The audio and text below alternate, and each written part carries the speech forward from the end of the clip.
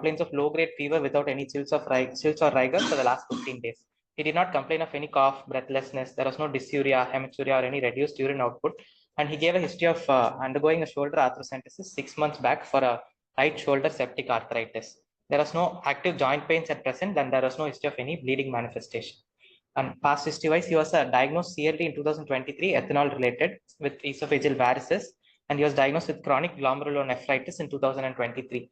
And he had a right shoulder septic arthritis and underwent arthrocentesis for the same in September 2023. He was a hypertensive and a diabetic. And personal history-wise, he was a chronic ethanol user for the last 20 years, stopped since 1 month. There was no significant travel history in the recent past. And on examination, he had pallor on examination. There was no icterus, cyanosis, clubbing, lymphadenopathy, or pedal edema. Vital signs, blood pressure, pulse rate, respiratory rate were all normal. He had a low-grade fever at admission with 100 °F. And systemic examination-wise, cardiovascular system, normal S1 and S2 heart sounds were heard. In respiratory system, there was reduced air entry in the infrascapular regions. And on abdominal examination, the liver span was enlarged with 17 centimeters, and the spleen was palpable 3 centimeters below the left costal margin. On central nervous system, there was no neck stiffness, and he had a restriction of shoulder abduction on the right side to 45 degrees.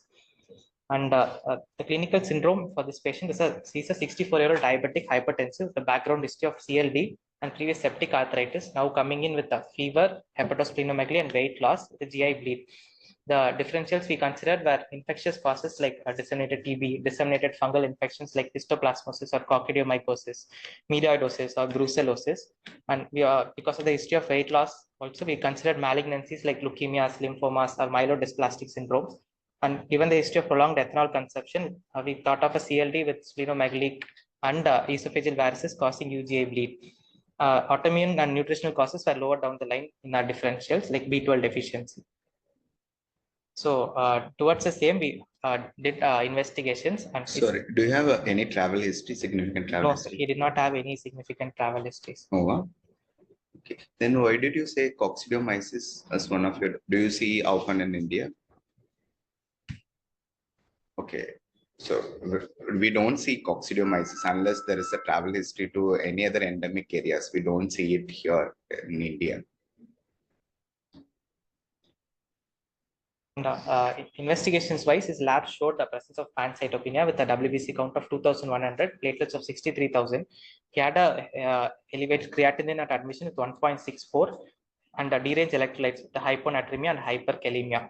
LFT showed the elevated alkaline phosphatase, and urinalysis showed sediments in the form of RBCs in urine. And because of the presence of pancytopenia, we had done a bone marrow. The bone marrow showed normal trilineage hematopoiesis, and we had worked up for underlying infections like TB, histoplasmosis. The bone marrow expert and MGIT expert was negative. MGIT has so far not shown any growth. Induced sputum was also again negative for TB. Histoplasma ELISA was sent on the urine, which was negative. Brucella was also negative. Because of the consideration of opportunistic infection, we had done a blood-borne viral screen that was also negative. Multiple blood cultures also did not show any growth. Echo also did not show features of any infective endocarditis. And then we went ahead and did a cross-sectional imaging of this patient, and which had shown bilateral lung nodules, one in the right upper lobe and one in the left lower lobe, which showed increased uptake on the PET CT. And along with that, another finding we were able to find was the increased adrenal uptake more on the left side as compared to the right side. So finally, we went ahead and did a CT-guided biopsy of the left adrenal lesion, which showed features of histoplasmosis in the form of multiple intracytoplasmic yeast forms. The culture fungus also had shown growth of histoplasma capsulatum. As for the RBCs in the urine, we had done an evaluation for a possible glomerulonephritis. His urine phase contrast microscopy showed 30% of dysmorphic RBCs with significant proteinuria of 1 grams. Other workup towards the etiology of glomerulonephritis was negative. And biopsy so far we have not yet proceeded with because of the presence of thrombocytopenia. We are planning to do a renal biopsy once his renal function improves. And CLD evaluation wise, his ultrasound showed features of CLD with dilated collaterals and splenomegaly. Scopy showed small esophageal varices and internal hemorrhoids. So our final diagnosis in this patient was a disseminated histoplasmosis with reticuloendothelial involvement in the form of pancytopenia and hepatosplenomegaly with bilateral adrenalitis, lung nodules, and a probable infection-related glomerulonephritis with a probable septic arthritis, apart from CLD, diabetes, and hypertension. So coming to the entity of histoplasmosis, the most common. How did you treat the patient? We have started the patient on, because of the disseminated involvement, we have currently started the patient on amphotericin B, which we have completed 2 weeks so far, and now we have changed over to itraconazole. And most common organ involvement includes oral cavity. The primary infection is in the lung, which can then spread to the liver, spleen, adrenal glands, and also can involve the bone marrow. The risk factors for histoplasmosis is immunocompromised status, which includes HIV, hematological malignancies, solid organ transplant, hematological transplants, or immunosuppressant usage, which our patient did not have. So we were thinking whether the patient has any other risk factors to develop histoplasmosis. So we looked up at articles which showed other risk factors which can put the patient prone for disseminated histoplasmosis in the absence of secondary immunodeficiencies. We found that these are all the associations of histoplasmosis in patients who do not have an underlying immunodeficiency, which include interferon gamma deficiency, IL-2 pathway deficiencies, CD40 ligand deficiencies, CD4 lymphopenia, and Job syndrome. However, our patient CD4 count was normal. You did. We did a CD4 count which was normal. And the clinical presentation is usually non-specific with fever, fatigue, weight loss, and anorexia. Immunocompromised patients can present in overwhelming sepsis.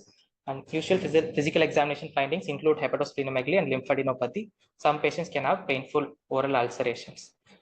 And I'd like to call Dr. Padmashri, who would be explaining about the histopathological findings of histoplasmosis.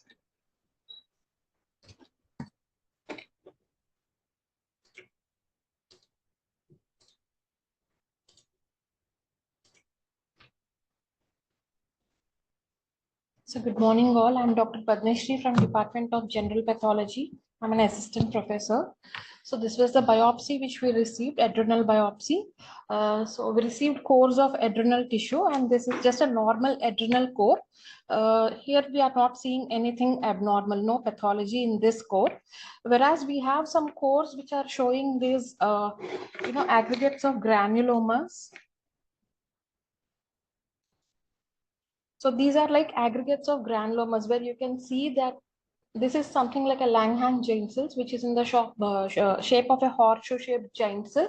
And these are aggregates of the epithelioid histiocytes along with lymphocytes.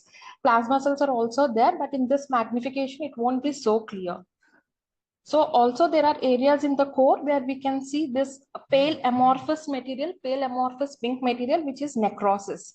So this area of necrosis, is again surrounded or bordered by these granulomas, which are again showing those epithelioid histiocytes and lymphocytes. So again, this is the same. Here, can you find out where the organisms are? The tiny organisms, pale blue looking organisms. I have pointed out an arrow. The small ones, which are sitting inside the cells, small ones, many are there.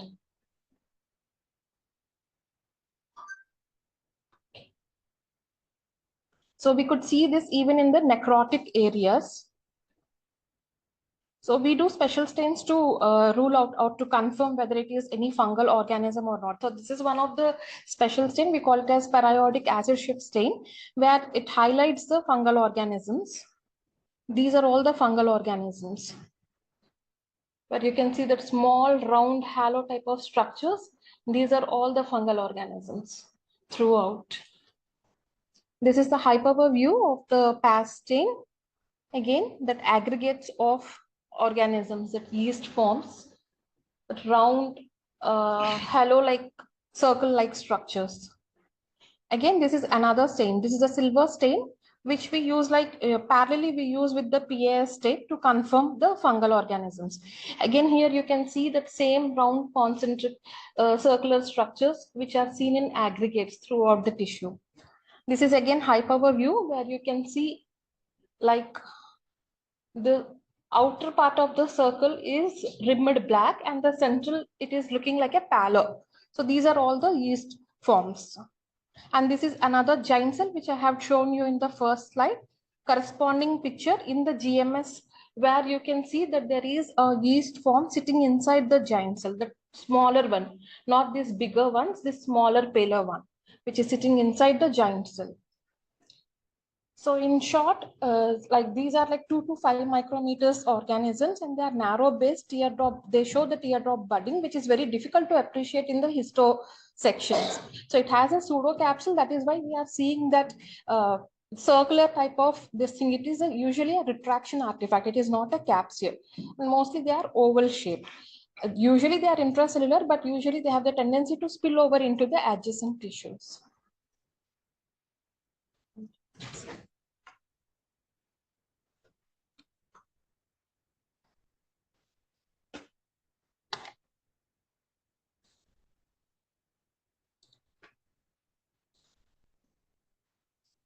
So coming back to our patient, we have started the patient on amphotericin B. He has completed 2 weeks of amphotericin, and now currently we have switched over to itraconazole, which we are planning to continue for the next 1 year.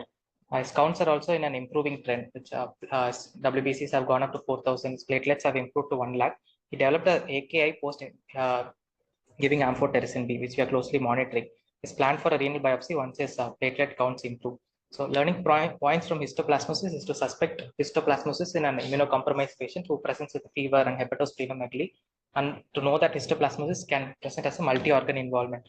The gold standard is a culture, but it can take up to 6 weeks for the organism to grow in cultures. And now newer tests include ELISA-based tests, which include urine histoplasma antigens and serum histoplasma antigens. But the sensitivity is like between 75 to 80%, which with more sensitivity for blood rather than urine. And treatment is giving 2 weeks of amphotericin B followed by itraconazole for at least 1 year as per the IDSA 2007 guidelines. Why did you name it a Dearest from Ohio? Histoplasmosis is otherwise called as Darling's disease. Okay. For the So, but Ohio? In America, it's common in. So where is it common in India then? What is Ohio? Just a place only. Is there any river? So is there any river plain where you can see much common histoplasmosis in India?